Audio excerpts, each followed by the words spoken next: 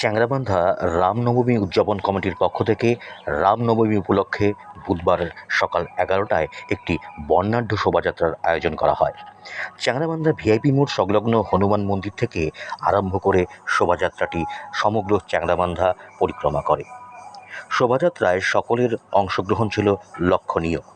শোভাযাত্রায় সকলের সঙ্গে পায়ে পা মেলান মেঘলিগঞ্জ পঞ্চায়েত সমিতির সদস্য শুভময় ঘোষ, গ্রাম পঞ্চায়েত সদস্য বাবলু সরকার, হনুমান মন্দির কমিটির বর্ষিয়ান সদস্য শ্যামল ব্রহ্ম, পরেশ মণ্ডল, নবীন সাহা, সন্তোষ ঠাকুর, পবন মণ্ডল সহ প্রমুখ ব্যক্তিবর্গরা।